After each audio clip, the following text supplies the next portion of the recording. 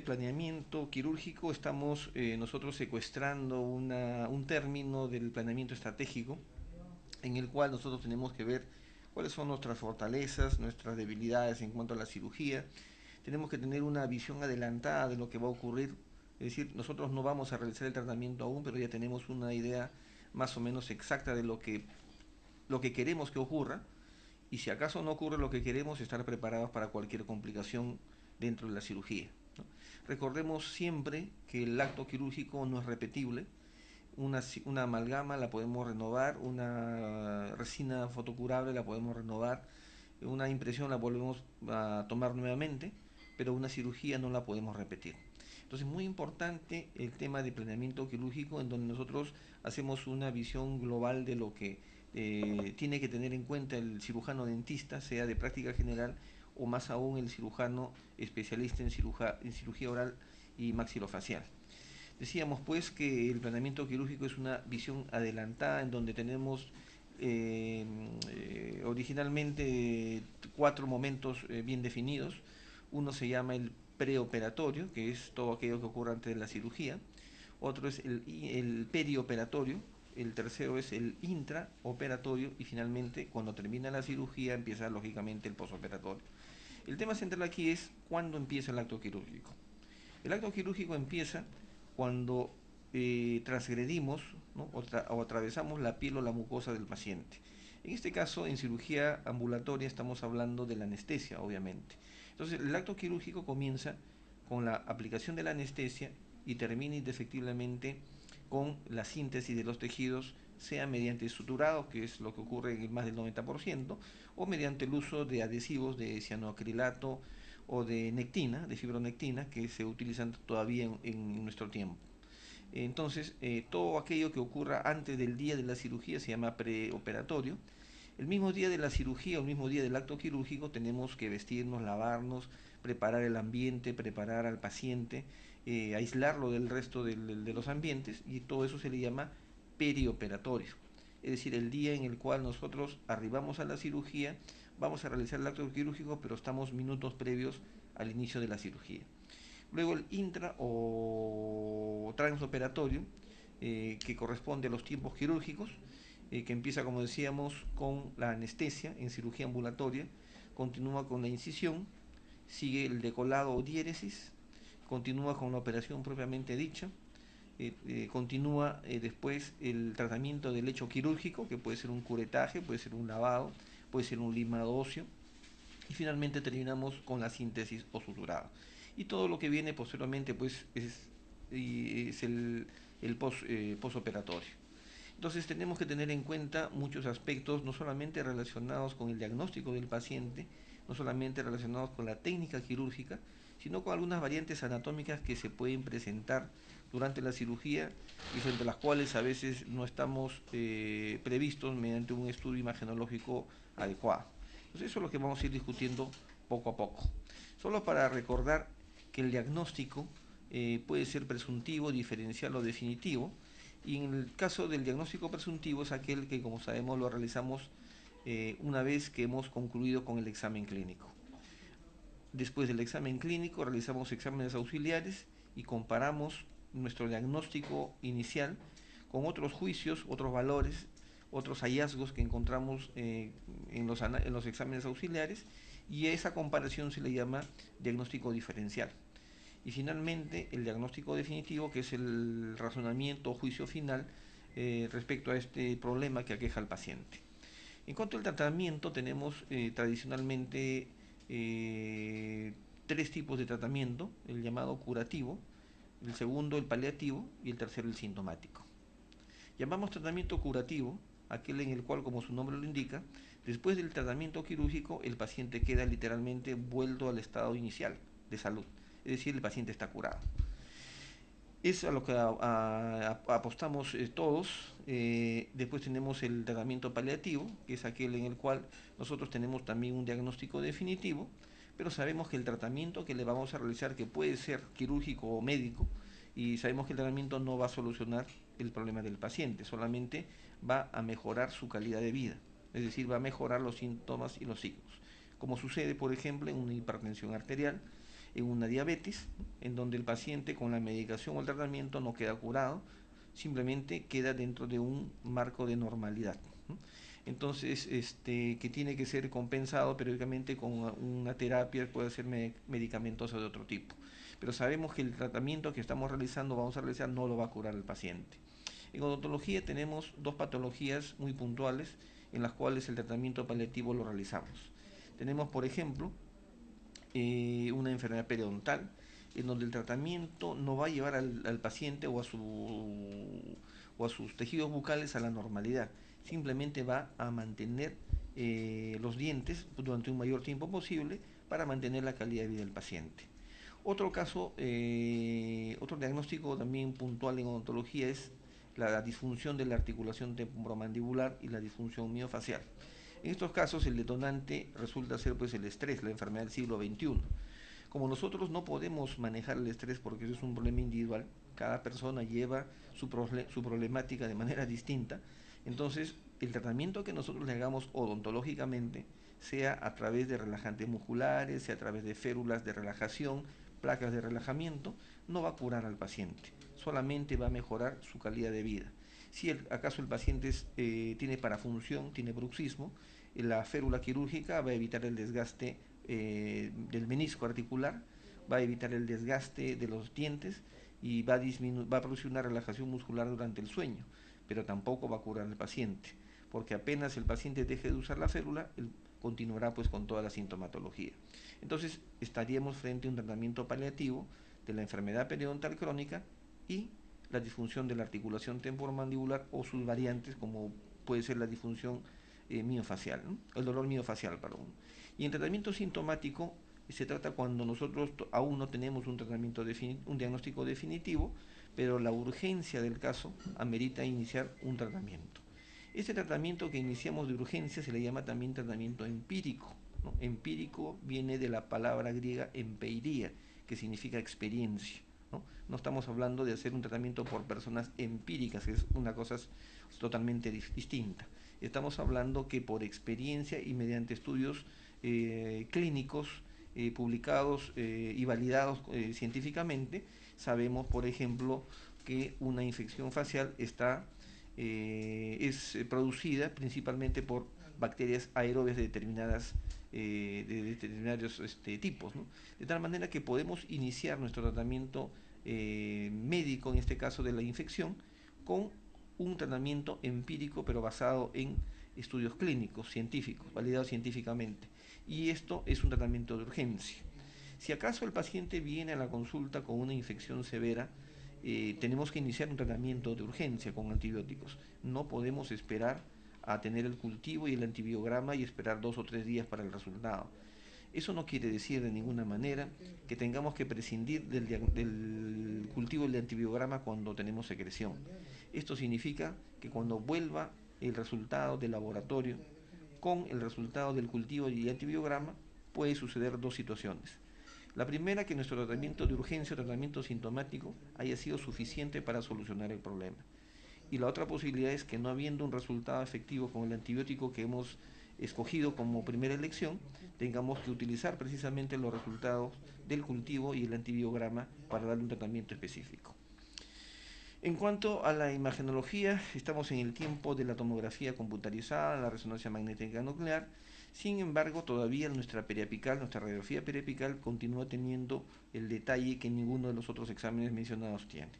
Tenemos que contar con un un equipamiento mínimo para realizar una cirugía, y no podemos improvisar ni el instrumental, ni los materiales, ni mucho menos el equipamiento, sea de luz, de ventilación o de posicionamiento o comodidad tanto del paciente como del operador.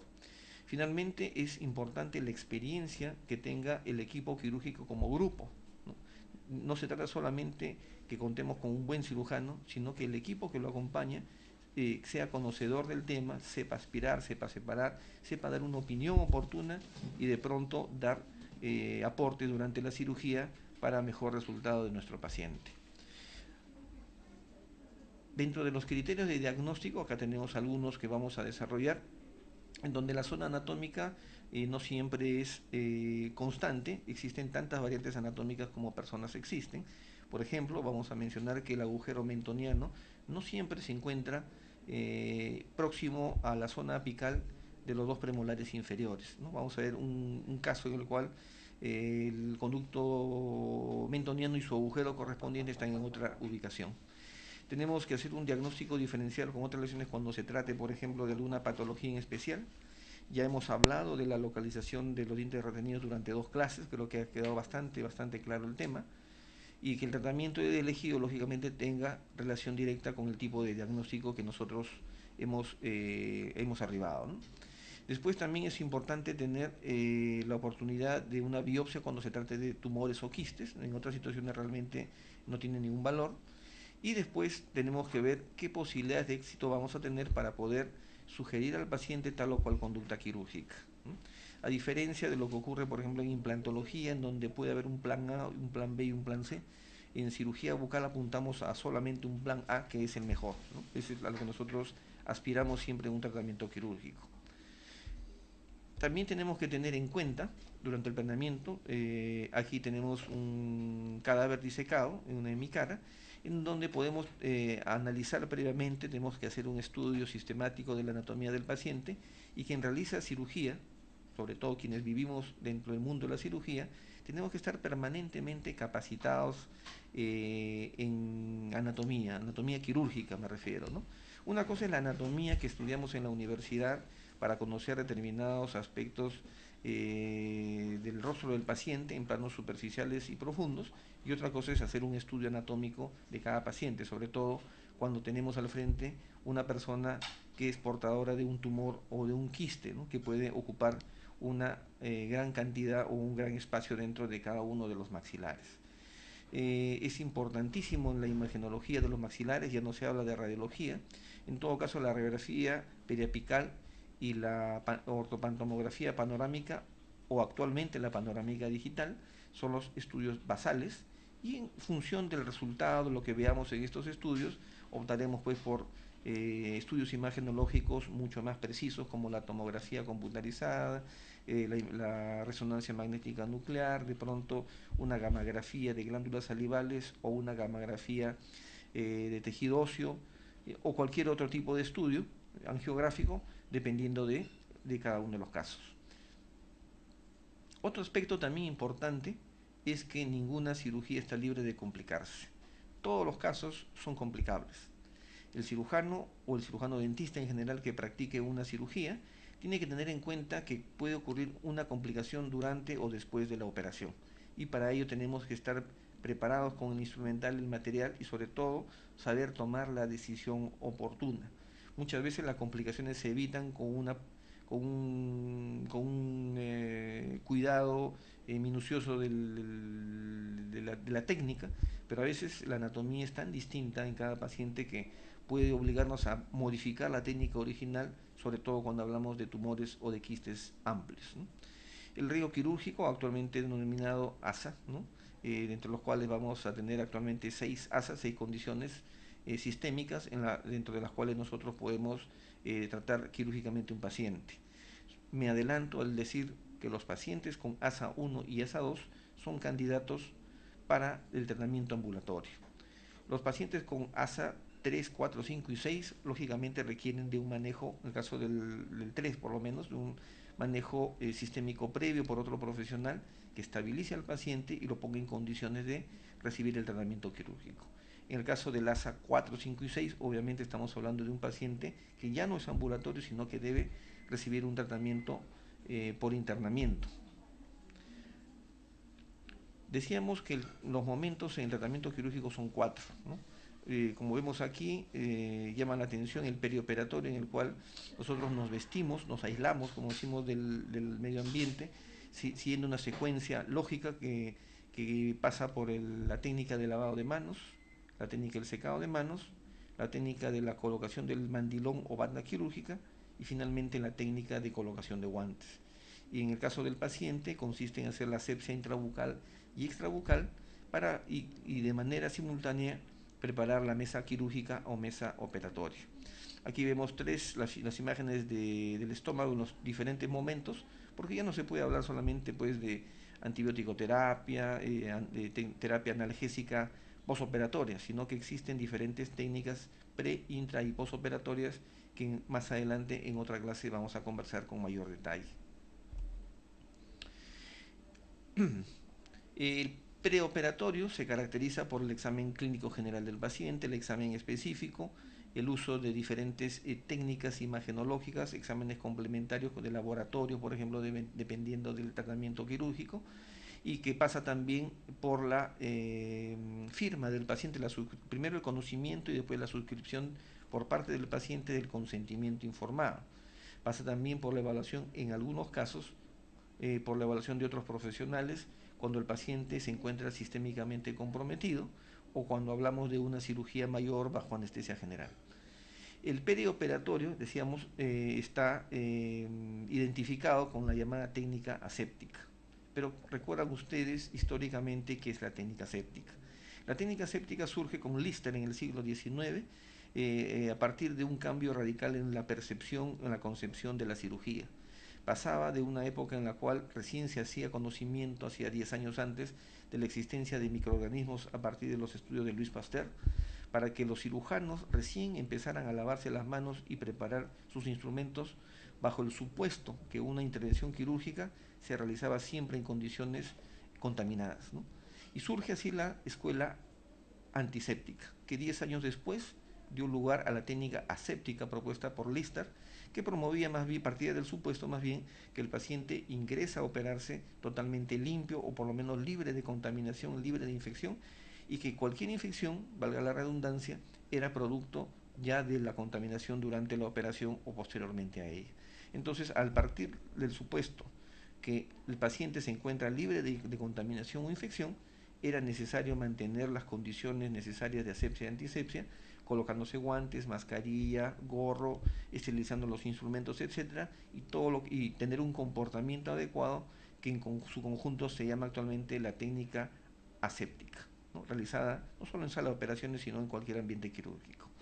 El intraoperatorio, evidentemente, está en relación con los tiempos quirúrgicos, que hemos dicho que empieza con la anestesia local y termina con la síntesis o suturado, en el caso de la anestesia, pero del tratamiento quirúrgico ambulatorio. Y cuando el tratamiento quirúrgico es bajo anestesia general, empieza obviamente con la incisión.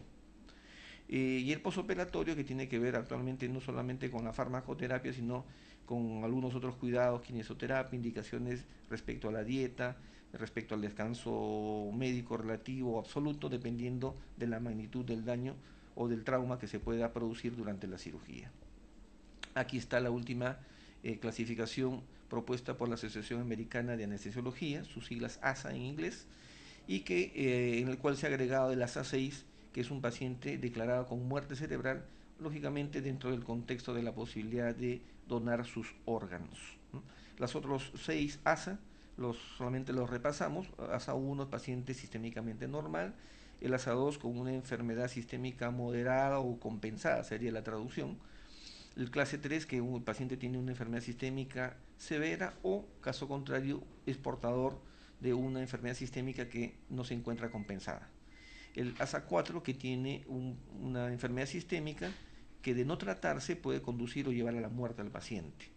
En este caso, el tratamiento quirúrgico potencialmente podría llevar a la muerte al paciente, pero en caso contrario, de no hacerse ningún tratamiento quirúrgico, como que todavía no hay una certeza que el paciente pueda estar en riesgo de muerte.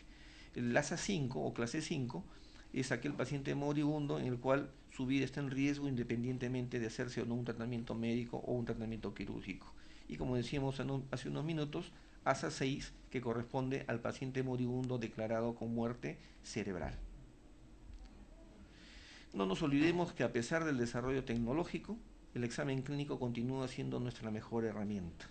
Felizmente, la tecnología no ha sido capaz de desarrollar aún una máquina, una computadora que sea capaz de reemplazar el criterio clínico que tenemos que tener frente a nuestros pacientes. Mientras ello no ocurra, y ojalá que nunca suceda, tenemos nosotros que seguir guiándonos o tomando decisiones principalmente en base al examen clínico. Y es el examen clínico el que va a decidir o a direccionar los diagnósticos, los exámenes complementarios para cada paso. Hace un momento decíamos que que con la flecha acá estamos indicando o señalando al paquete básculo nervioso mentoniano. Según la literatura y lo que todos hemos aprendido en la universidad, el agujero mentoniano se abre paso a través de un espacio apical, ¿no?, aproximadamente 4 milímetros a 5 milímetros por debajo de los ápices de los premolares inferiores. Se encuentra ligeramente más inclinado hacia la raíz distal del primer premolar. En este caso vemos una mandíbula desecada que fue parte de un estudio de investigación en la cual la flecha, el cursor nos indica la tercera molar. Vemos aquí a la segunda molar. Se fue la imagen. Y se fue la imagen. Finalmente, el conducto mentoniano que se encuentra a nivel de la raíz distal del conducto dentario del primer molar inferior. Disculpen el error en la manipulación del cursor. Aquí, por ejemplo, observamos el agujero mentoniano que ha sido previamente pincelado con sulfato de bario y comprobamos efectivamente que este agujero mentoniano se encuentra casi a nivel de la raíz distal del primer molar inferior. Entonces, pues no es absolutamente cierto que siempre el conducto dentario, el conducto mentoniano o cualquier estructura anatómica estará o debe estar por donde nos enseñaron en las aulas universitarias. Tenemos que evitar accidentes vasculares, es decir, en el caso del nervio dentario inferior, el van dentario inferior a la arteria y a la vena, o en el caso de las lesiones neurales, evitar producir lesiones al axón.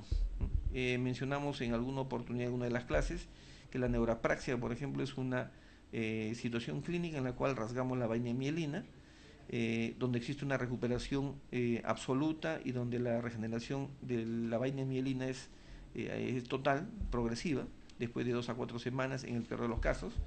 En el segundo caso, una axonomesis en donde no solamente lesionamos la vaina mielina, sino también el axón. Y finalmente la neuranmesis en donde de no hacer una microcirugía, una microneurocirugía, será pues imposible que retorne la sensibilidad. En el caso de la axonomesis y la neurapraxia estamos hablando de un paciente con una complicación de parestesia posoperatoria. En el caso de la neuranmesis estamos hablando de una anestesia posoperatoria. Aquí vemos un caso en el cual se ha hecho un abordaje, ¿no?, para hacer la extracción de un tercer molar inferior. Estamos haciendo la extracción dentaria sin apoyarnos en el hueso, haciendo palanca en nuestro dedo y finalmente el suturado. Aquí observamos, por ejemplo, que la incisión ha sido practicada en la zona retromolar adyacente o siguiendo la línea que une en este caso las cúspides vestibulares. A este nivel sabemos que se encuentra muy cerca el van lingual, ¿no?, que se encuentra, según el doctor Donado, en España, aproximadamente entre 0.49 a 0.52 milímetros de la cresta alveolar en la zona retromolar. Entonces, por eso que la incisión siempre la realizamos ligeramente hacia el lado vestibular. En este caso, vemos aquí el techo del conducto dentario y aquí termina porque ha sido roto debido a un exceso de osteotomía y en donde ocurrió no solamente un sangrado intenso por la lesión de la vena dentaria inferior, sino quedó como complicación durante casi un año un problema de parestesia. En este caso vemos cómo la presión ejercida o la presencia en todo caso del van dentario inferior ha significado la presencia de un canal, ¿no?, distomesial en la raíz de este tercer molar inferior, ¿no? Aquí está el dibujo producto de la investigación de Donado, donde se observa que el van lingual se encuentra muy cerca de la cresta del tercer molar inferior, pero hacia el lado lingual. En este paciente observamos un cúmulo de 4 premolares retenidos supernumerarios.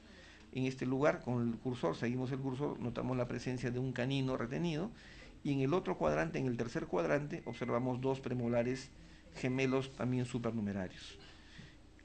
Aquí vemos la panorámica digital donde se observa la superposición de los 4 premolares supernumerarios. En este caso, como el conducto dentario se pierde, desaparece a partir de la raíz mesial del primer molar inferior, decidimos por una tomografía computarizada. Aquí el corte superior nos muestra un corte más cerca a la tabla lingual.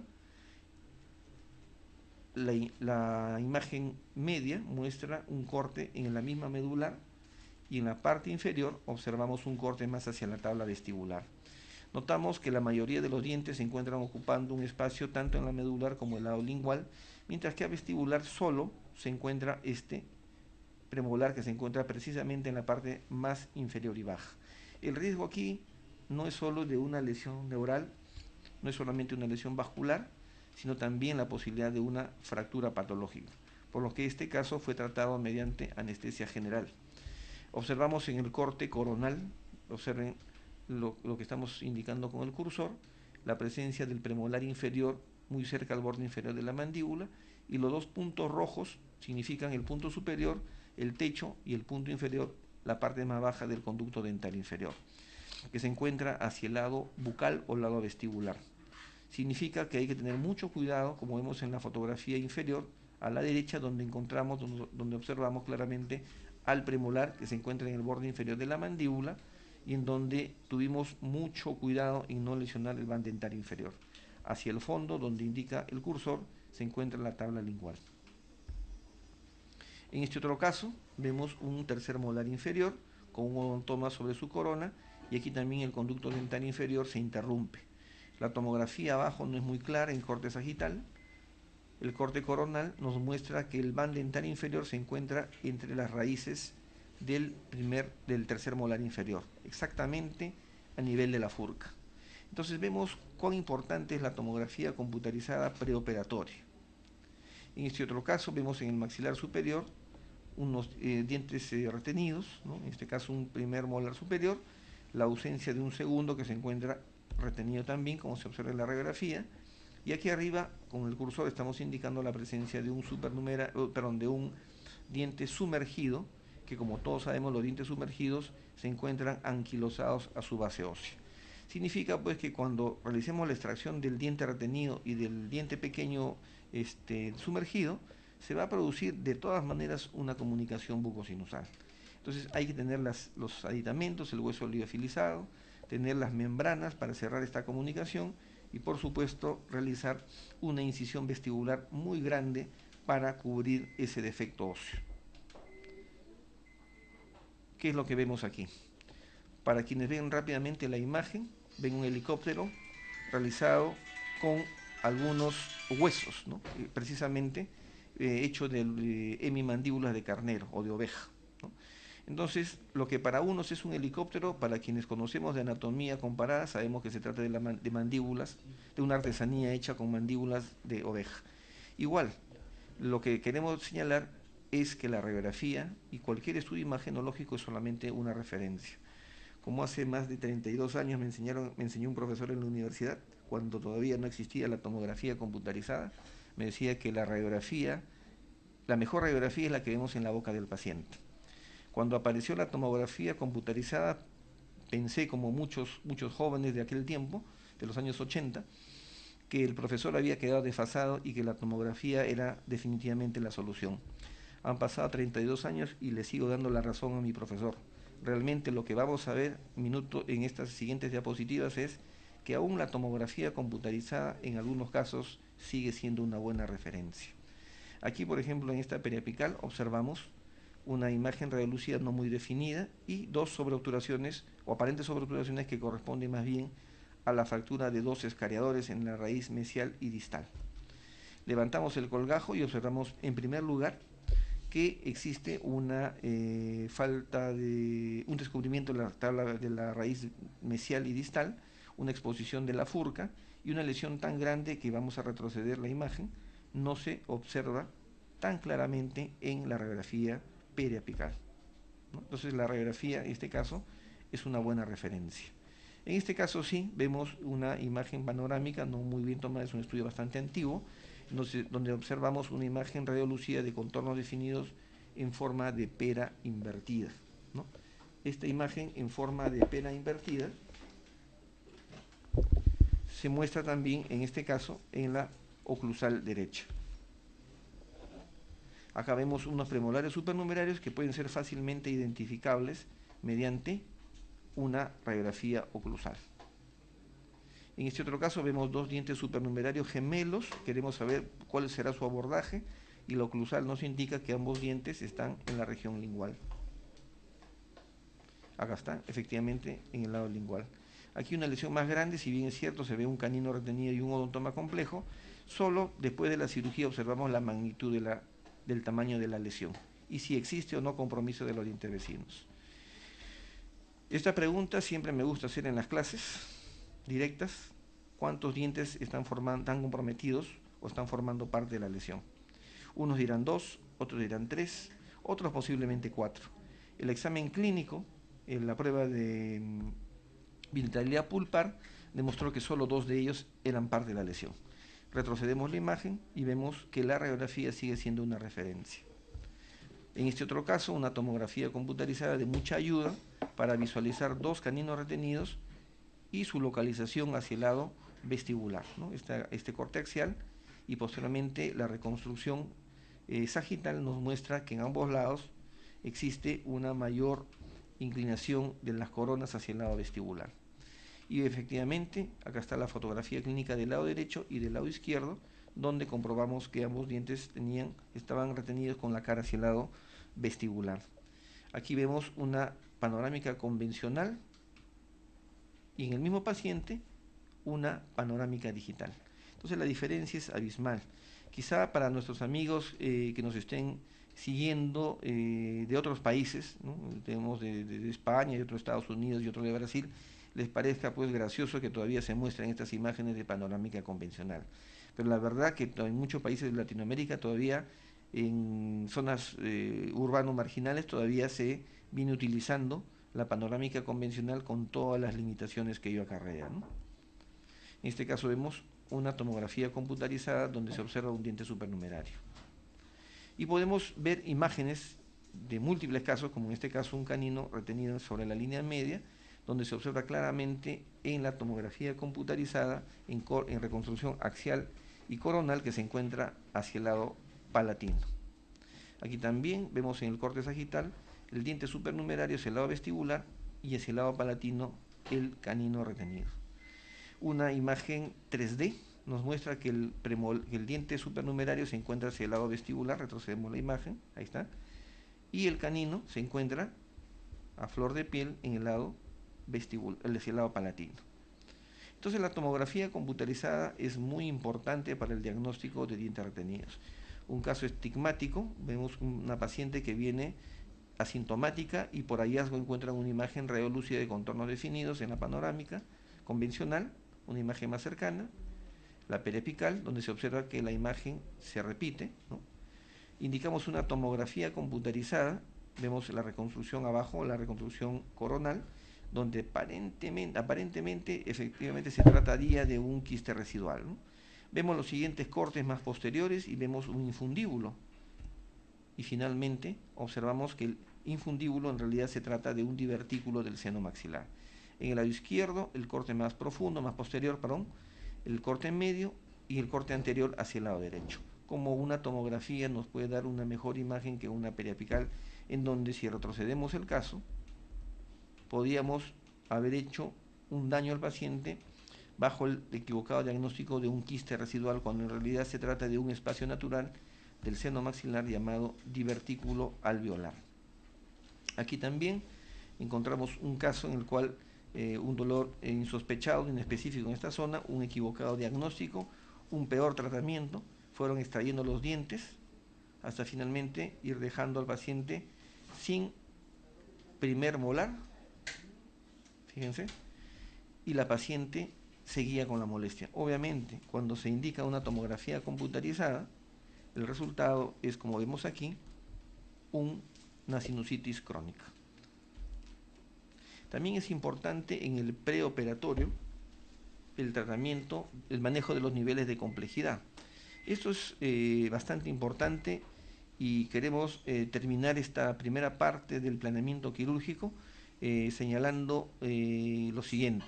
Esta clasificación que la definimos o la establecimos nosotros en la Facultad de Odontología de la Universidad Nacional Federico Villarreal ya hace más o menos unos 15 años, tenía como objetivo y tiene como objetivo que el profesional o el estudiante se diera cuenta de la magnitud de tratamiento quirúrgico ambulatorio que iba a realizar.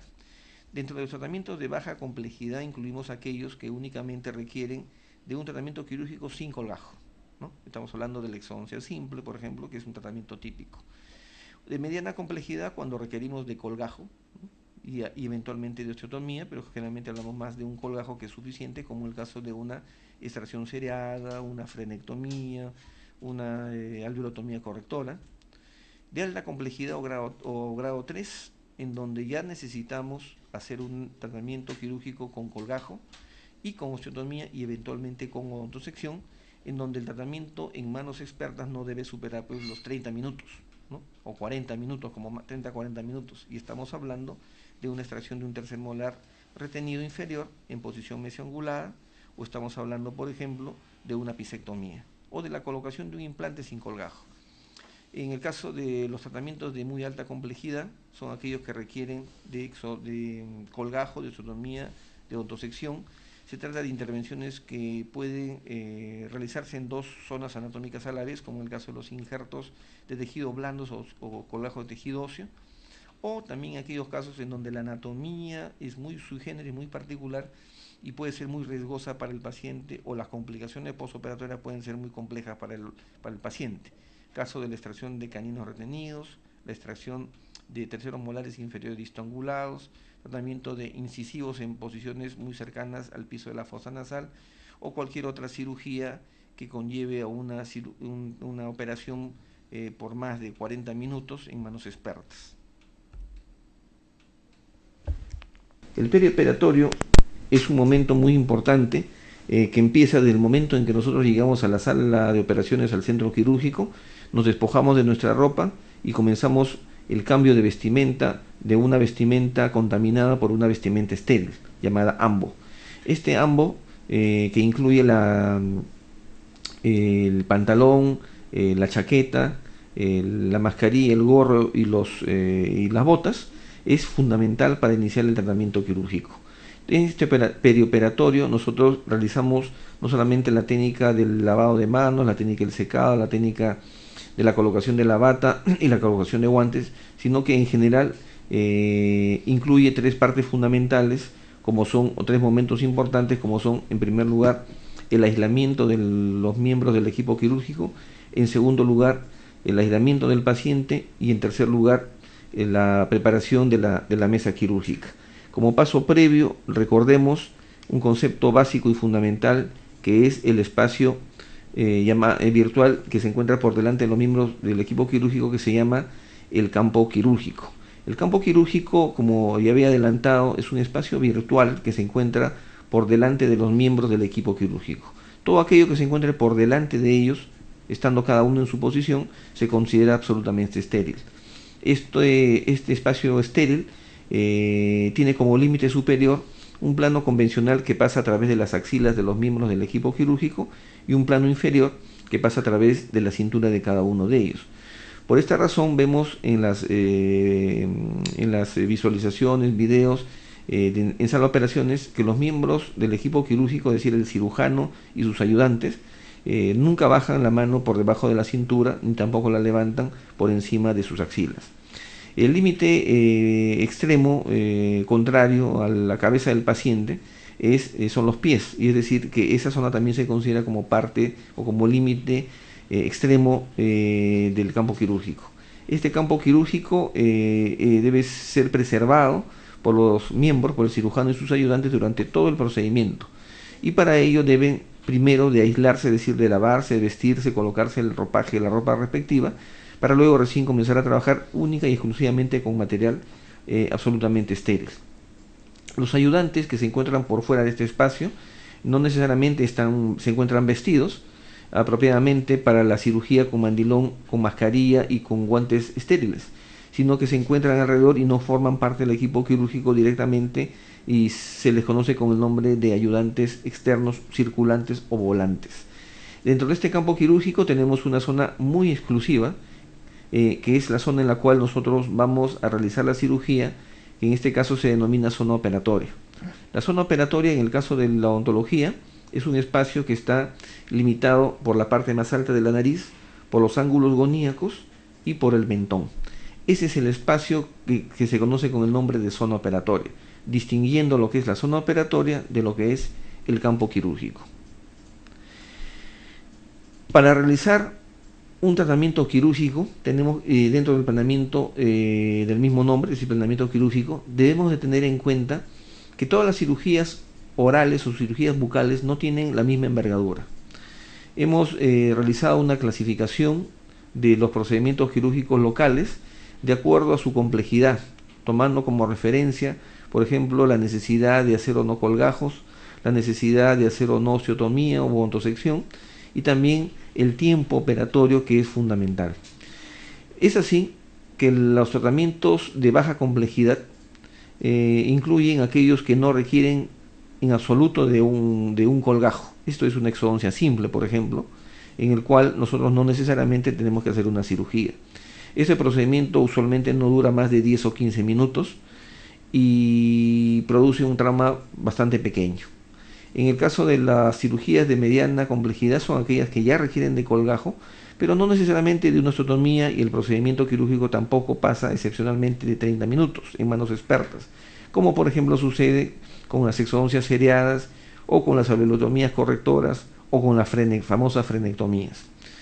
Situación distinta son aquellos de alta complejidad o complejidad 3, en las cuales necesariamente debemos de recurrir al colgajo, a la osteotomía, y si es la cirugía relacionada con la extracción de un diente retenido, pues hablaremos también de una odontosección. Ese procedimiento puede durar entre 40 minutos y 1 hora o minutos más en manos expertas, y conlleva pues a un dolor mucho más severo, dentro de los cuales se encuentra, para quienes hacen investigación, el llamado modelo del dolor dental, que vamos a explicar más adelante. Dentro de los tratamientos de muy alta complejidad ya se encuentran aquellos en los cuales la cirugía toma pues más de 1 hora, aquella por ejemplo la exodoncia de caninos retenidos en el paladar, dientes retenidos en el mentón, dientes cercanos al seno maxilar.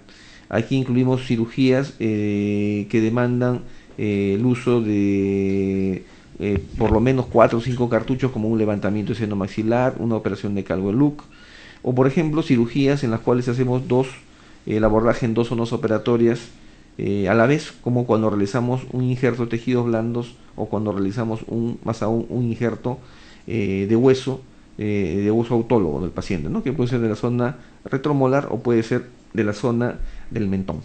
Entonces cada una de estas cirugías conllevan a una mayor magnitud, progresivamente hablando, de la intensidad del daño, y por lo tanto tenemos que prever que habrá mayor edema, mayor intensidad de dolor, y en algunos casos también mayor la habilidad a desarrollar infecciones postoperatorias en nuestro paciente.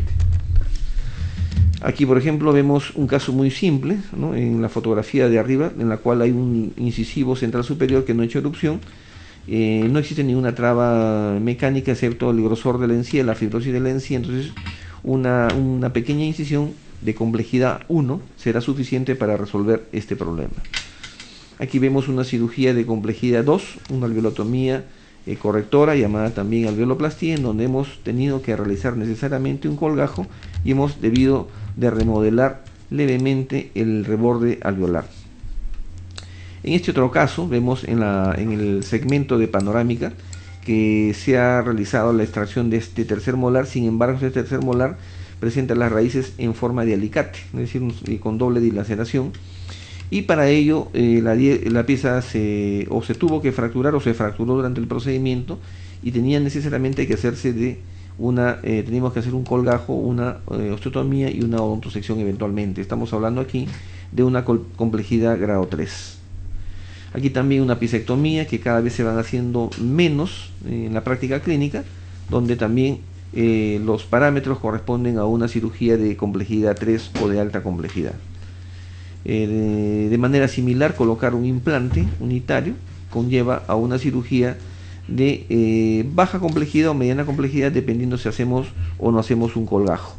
Distinto a colocar 4, 5 o más implantes, en los cuales el trauma puede ser mayor, ¿no?, sobre todo cuando hacemos la colocación de implantes pero mediante colgajo, porque existe una técnica llamada técnica flapless sin colgajo, en la cual el trauma es mínimo y el daño realmente corresponde a una baja complejidad.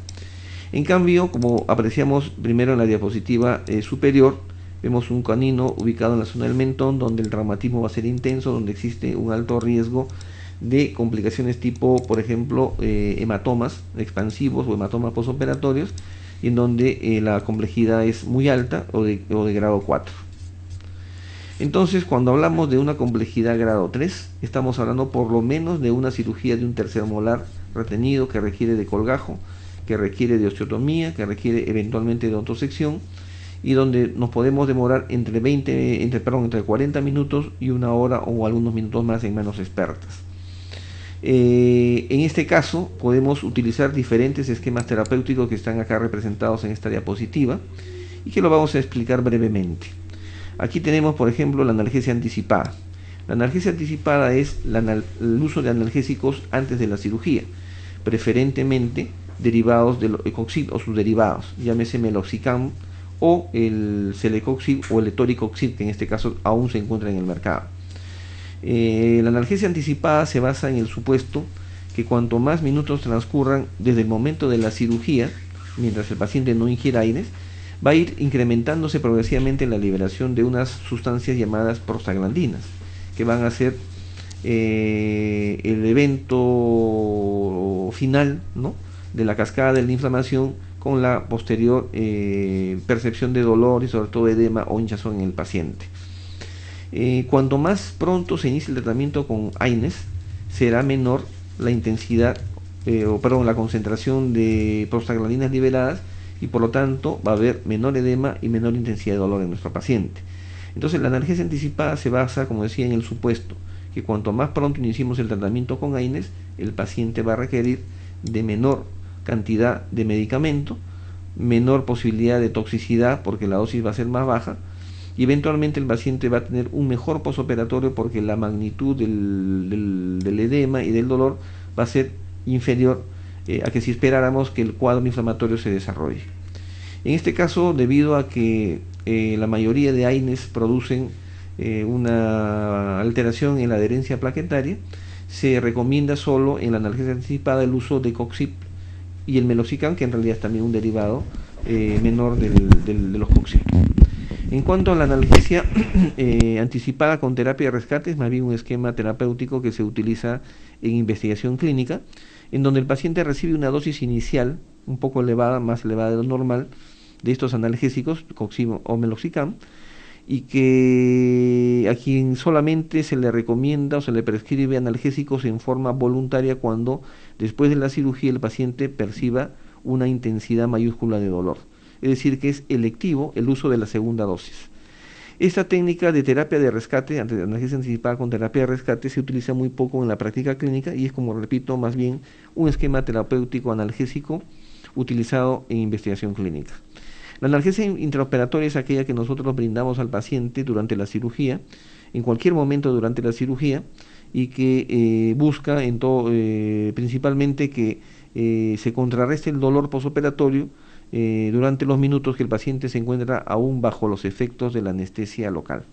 Es decir, que permite que la intensidad del dolor también sea mínima, tal como sucede con la analgesia anticipada, pero en este caso la cirugía, el analgésico se utiliza durante la operación.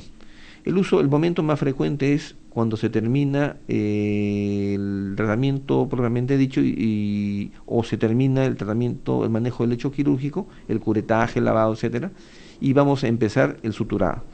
Como el suturado usualmente nos demora unos 10 minutos en tiempo promedio, ese es frecuentemente unos 14 a 16 minutos que tarda en hacer inicio el efecto analgésico de los AINES por vía oral, ¿no? Y cuando es por vía parenteral, el inicio del efecto clínico, es decir, el periodo de latencia, es de aproximadamente 6 a 8 minutos. En el caso de la analgesia posoperatoria es la más conocida, la más difundida, y se basa en el supuesto que el paciente no presenta dolor o no siente dolor o no tiene edema después de la cirugía, sino minutos después que ha terminado el acto quirúrgico, cosa que no es completamente cierto. Sin embargo, es muy difundida y se trata más bien de un concepto que nosotros manejamos muchísimo en medicina y en cirugía y que está demasiado arraigado y que no nos permite utilizar o que nos permite utilizar en todo caso cualquier analgésico antiinflamatorio o antipirético. En este caso, en la analgesia postoperatoria podemos utilizar cualquier medicamento. En el caso de la analgesia anticipada, me olvidaba de recordarles que la falta de adherencia plaquetaria o la disminución en la frecuencia, en el porcentaje de plaquetas que se adhieren unas a otras por contacto o por efecto de los AINES es muy fuerte, y cuando la plaqueta entra en contacto con un derivado del ácido acetil salicílico, ¿no?, donde la plaqueta pierde por completo su capacidad de adherirse durante toda su vida activa.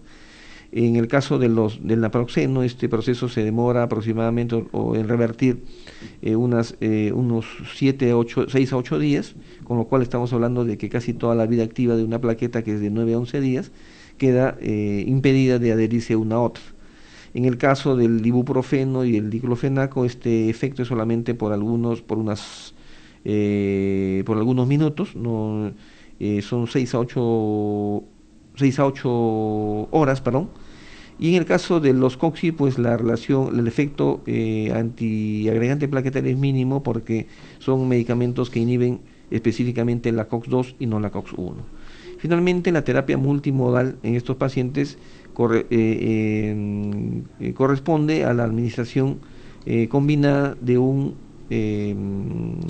analgésico de acción central, un opioide, conjuntamente con un AINE, que generalmente en nuestro medio se trata del paracetamol de 500 miligramos. Esta combinación, que ya viene en el mercado, no voy a mencionar marcas porque todos son iguales, exactamente viene en la misma concentración, es decir, son 37.5 miligramos de tramadol con 500 miligramos de paracetamol. ¿Por qué se utiliza esta terapia multimodal, o por qué viene combinado en una sola presentación el opioide con el AINE? Porque normalmente el tramadol, por ejemplo, en este caso, tiene una dosis regular de 50 miligramos en la presentación comercial. En cambio, en la terapia multimodal viene solamente 37.5 miligramos. ¿Por qué es esta disminución? Porque al estar asociado, combinado en este caso con el paracetamol, está demostrado un efecto sinérgico, es decir, existe un sinergismo que no es de adición, sino es un sinergismo de potenciación. ¿No? Cuando hablamos de sinergismo de adición, es igual que en matemáticas decimos 1 más 1 es 2. Cuando hablamos de sinergismo de potenciación, hablamos que 1 más 1 es 3, algo absurdo. Así de importante resulta la terapia multimodal en este caso. En cuanto a la relación con zonas vecinas, en el tratamiento quirúrgico, tenemos que tener en cuenta que la relación de los espacios aponeuróticos es tan íntima que en algunos casos, como vemos aquí, un posoperatorio con un hematoma inmenso de la región maceterina terminó pues produciendo una diseminación, en este caso del hematoma, hacia la región cervical y aún a la región pectoral del paciente. En este otro caso, una cirugía en la parte interna del labio superior desencadenó, como vemos en la diapositiva, tanto del lado izquierdo como derecho, estamos remarcando con el cursor, donde el hematoma se disecó en todo caso los planos superficiales y llegó a la parte anterior inferior del cuello. Entonces, habíamos dicho que era importante el planeamiento quirúrgico porque conllevaba a que nosotros planificáramos nuestra cirugía, tuviéramos en cuenta no solamente aquello que va a ocurrir, sino aquello que no esperamos que ocurra. Y durante el procedimiento quirúrgico encontramos 4 momentos clásicos, que son el preoperatorio, el perioperatorio, luego viene el transoperatorio, llamado también intraoperatorio, y finalmente el postoperatorio. En el preoperatorio debemos de considerar siempre el consentimiento informado, que es un documento médico legal que en estos tiempos es de amplio uso y que permite no solamente remarcar el derecho que tiene el paciente de conocer cuál es el tratamiento que le van a realizar y las posibles complicaciones, sino también corresponde un deber del profesional y también un mecanismo de protección cuando ocurren complicaciones, por cuanto uno ha dejado constancia expresa de las posibles complicaciones que pudieran ocurrir como consecuencia de estos tratamientos. En el perioperatorio, es decir, en el momento que transcurre desde que entramos al ambiente quirúrgico hasta que iniciamos la operación, es decir, hasta el momento en que aplicamos la anestesia local, tenemos que realizar básicamente 3 procedimientos importantes, ¿no?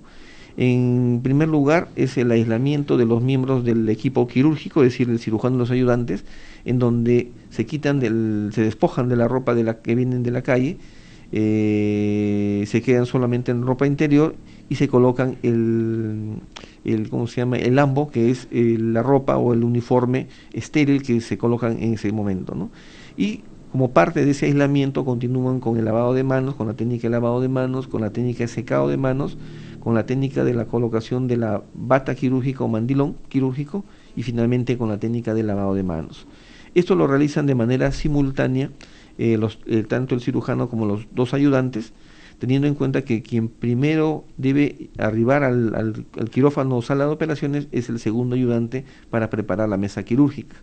Es decir, que el segundo ayudante no solamente, llamado también instrumentista, no solamente se aísla, ¿no?, de las bacterias que se encuentran en el medio ambiente, sino que tiene que inmediatamente dirigirse al lugar donde se encuentra la mesa quirúrgica y preparar y vestirla, como decimos en el argot quirúrgico, debe vestir la mesa y prepararla para que el cirujano y el primer ayudante puedan, en este caso, aislar al paciente, es decir, también hacer la limpieza intrabucal y extrabucal de nuestro paciente.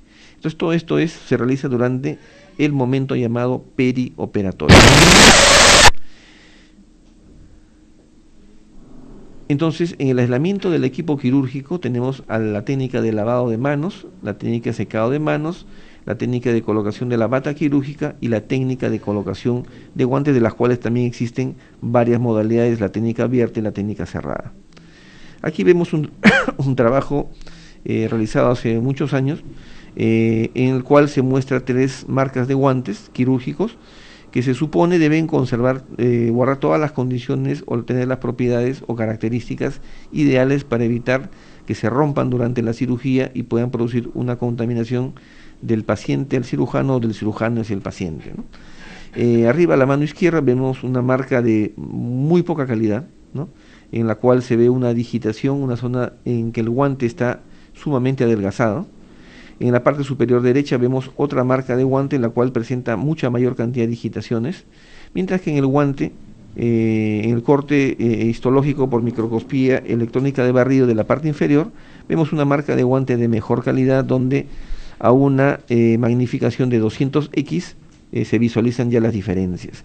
Estas digitaciones en realidad corresponden a zonas en que el guante de látex, o el látex del guante, para decirlo bien, está muy delgado o se encuentra adelgazado, y que al contacto, como sabemos, el látex con los fluidos o con los líquidos y con el uso mismo, con el sudor mismo del operador, tienden a perder elasticidad. Esa pérdida de elasticidad en estas zonas críticas puede producir erosiones o perforaciones o ruptura de los guantes y atravesar las bacterias o los fluidos o los flujos y producir infecciones del paciente al operador o del operador al paciente. A mayor aumento, en este caso vemos a 1000x, que la primera marca de guantes o en la parte superior izquierda presenta también puentes y defectos en el guante. En el guante del lado derecho, superior derecho, vemos que a mayor magnitud existe realmente una gran posibilidad que se rompa este guante, mientras que en la parte inferior vemos a 1000x también de aumento, que esta marca de guantes es mucho mejor. A una mayor amplificación, en este caso a 4000x, vemos como el guante de marca A, en este caso, presenta cavitaciones que finalmente pueden terminar produciendo ruptura del guante, igual que en el guante de la marca B en el lado superior derecho. Mientras que en el guante de marca C, abajo, se muestra que a 4000x de aumento, el guante se encuentra prácticamente intacto. En cuanto a la técnica de lavado de manos, no la vamos a describir, es muy conocida, se encuentra mucha información, muchísima información en el internet. En cuanto al secado de manos, lo hacemos con un material estéril, pero descartable, en el cual un lado de la toalla descartable sirve para secar la mano, la muñeca, el antebrazo y el brazo del lado izquierdo, por ejemplo, como vemos en este caso, y el otro lado estéril de la misma toalla descartable sirve solamente para el brazo derecho. Una vez que se ha producido, y este secado se realiza desde la parte más distal, es decir, de la punta de los dedos, la mano, la muñeca, el antebrazo y finalmente el brazo. Esa es la secuencia normal que debemos de seguir para el secado de manos. Luego desechamos este material descartable y se procede a la colocación del lavato mandilón, que puede ser, como en este caso, de tela o puede ser descartable, como ocurre en los centros hospitalarios o centros de atención con una gran rotación de pacientes. El mandilón tiene un lado A, que se encuentra hacia adelante, que entrará en contacto con el paciente, que se considera absolutamente estéril, y un lado B, un lado posterior, que se va a encontrar en contacto con el cuerpo del operador y que se considera contaminado.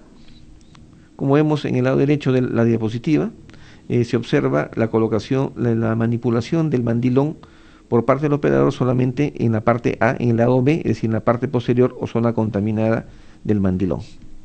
Luego, una vez que completa lo más que puede el acomodo de su mandilón, sin tocar, por supuesto, la parte anterior, viene por la parte, por detrás, un ayudante o volante, quien termina de colocar el mandilón, acomodándolo, cogiéndolo el mandilón por la parte interna, de ninguna manera, en ningún momento por la parte anterior. El otro momento, otro paso importante en el perioperatorio es la preparación de la mesa quirúrgica. Y aquí existen infinidad de formas de preparar la mesa. Asumiendo que el cursor que estamos, o la flecha que estamos señalando abajo, corresponde a la ubicación del operador y la parte de arriba corresponde a la parte anterior, significa que la mesa quirúrgica se encuentra aquí donde está el título que dice preparación de la mesa quirúrgica. Y en la parte posterior se encuentra el segundo ayudante o instrumentista. Entonces el instrumentista puede dividir la mesa de operaciones imaginariamente, mentalmente, en una parte superior izquierda, en una parte superior derecha y una parte inferior. En la parte superior izquierda coloca el instrumental de suturado, es decir, la pinza portaagujas, la pinza de disección y la tijera. Mientras que en el lado superior derecho coloca los materiales o lo que nosotros conocemos como elementos fungibles o descartables, en los cuales encontramos lógicamente la gasa, las fresas, el cloruro de sodio y todo aquello, hisopos y todo aquello que sea descartable. En el lado inferior colocamos todo el instrumental de izquierda a derecha, empezando por la anestesia y continuando por cada uno de los tiempos quirúrgicos, es decir, la anestesia, la incisión, la diéresis, la operación propiamente dicha y el tratamiento del hecho quirúrgico, ¿no? Que corresponde en este caso al curetaje, corresponde al lavado de la cavidad o corresponde al limado del hueso o algún tipo de manipulación final, colocación de membranas, por ejemplo, de protección o aislamiento o cualquier tipo de procedimiento similar después de haber concluido el procedimiento quirúrgico de fondo. Y finalmente el suturado, que no está acá, porque lógicamente el instrumental de suturado se reserva en la parte superior izquierda.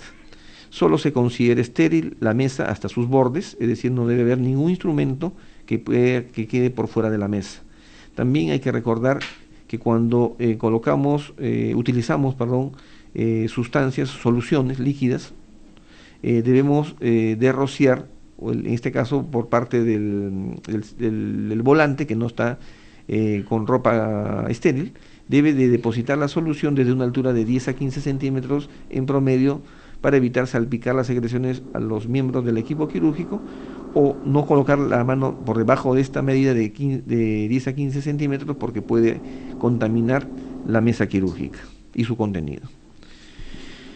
Teníamos entonces el aislamiento de los miembros del equipo quirúrgico, que ya hemos hablado de las técnicas, habíamos hablado también de la preparación de la mesa quirúrgica y finalmente entramos al aislamiento del paciente. En este caso el paciente debe también despojarse de sus ropas de la calle, colocarse el mandilón estéril, la gorra y las botas estériles e ingresar de esa forma a la sala de operaciones. Inmediatamente debe realizar un colutorio con un antiséptico bucal, que generalmente, como vemos aquí en la diapositiva, se trata de cationes, caso de la clorhexidina, que está mundialmente difundida, el uso del cetilpiridinio o la combinación de ambos, que vienen en algunas presentaciones comerciales, es decir, la combinación de clorhexidina con cetilpiridinio. Y también utilizamos, aunque ya casi están saliendo del mercado, los antisépticos bucales a base de no aniones, como el caso del triclosan y el caso del fenoltimol eucaliptol, que fue la fórmula original del Listerine. Actualmente tenemos el Listerine en presentación comercial libre de alcohol, es decir, en forma de catión, que contiene básicamente clorhexidina, ¿no? Que es el clorhexidina 0 y todas las formas 0 que existen en otras marcas, ¿no? Como el caso en nuestro medio del Pediaid y otras marcas importantes. Se ha demostrado que el uso de cationes como antisépticos bucales produce un mejor resultado antiséptico debido al efecto sinérgico de potenciación, es decir, al sinergismo de potenciación que existe entre la clorhexidina y el cetilpiridinio. El aislamiento del paciente también incluye, una vez que se ha realizado el enjuagatorio para la sepsia intrabucal, con el aislamiento del paciente mediante la antisepsia extrabucal. Esto lo realiza ya el cirujano una vez que está vestido, como vemos en las diapositivas, y para ello existen varias técnicas. Una de ellas es la que está representada aquí, en donde se empieza con una limpieza con una solución de yodopovidona o similar, puede ser clorhexidina también solución para antisepsia extrabucal, en este caso bajo la forma de espuma, que es más recomendable, y se va realizando la limpieza desde la línea media hacia las comisuras, tanto en el labio superior como en el labio inferior. Es decir, de tal manera que estemos dibujando de alguna manera o pintando de alguna manera un bigote al paciente y luego después una barba. Siempre la gasa dirige la solución de la parte central a la parte periférica, de la línea media hacia afuera, de la línea media hacia la comisura. Luego eliminamos esta gasa y con una nueva gasa, también embebida en una solución de clorhexidina o una solución de yodopovidona, se completa la limpieza del resto de la cara con movimientos centrífugos, es decir, desde la parte, haciendo movimientos circulares del centro de la boca hacia la parte periférica, hasta limpiar finalmente, como dije al inicio, el límite superior que corresponde a la parte más alta de la nariz, el mentón y ambas zonas angulares o ángulos goníecos del paciente. Una vez que hemos completado esa limpieza, la gasa y la pinza es eliminada, nos regresa al campo, a la mesa de operaciones, y viene la vestimenta o el aislamiento final del paciente con los campos estériles. Para ello, cada uno de los, tanto el cirujano como su primer ayudante, cogen el campo perfectamente doblado, cogiéndolo por las puntas, lo abren rápidamente con un movimiento bastante rígido y lo abren para colocar primero el mandilón que cubre el tórax, el abdomen y las piernas del paciente, y después, como vemos aquí en la diapositiva, un campo estéril que tenga por lo menos 1 metro por 1 metro de amplitud, con una fenestración en la parte central, y que deje solamente descubierta la zona quirúrgica o la zona operatoria en este caso, ¿no? No se olviden, una cosa es el campo quirúrgico, que es el espacio virtual por delante de los miembros del equipo quirúrgico, y otra es la zona operatoria, que está descubierta por el campo fenestrado, o como también le llaman algunos peruanos, el poncho, ¿no?, en sala de operaciones. Aquí vemos que finalmente, una vez que se ha completado la vestimenta o aislamiento del paciente, el primer ayudante se encarga de manera rápida y sincronizada la colocación, la cubierta con mangas estériles, tanto de la manguera de succión, la cánula de succión, como el equipo de baja velocidad o el piezoeléctrico, si contaran en su clínica o en su centro de atención quirúrgico con un piezoeléctrico. En otros casos se utiliza una manguera descartable de látex, que se esteriliza previamente y que se coloca directamente sobre la zona quirúrgica.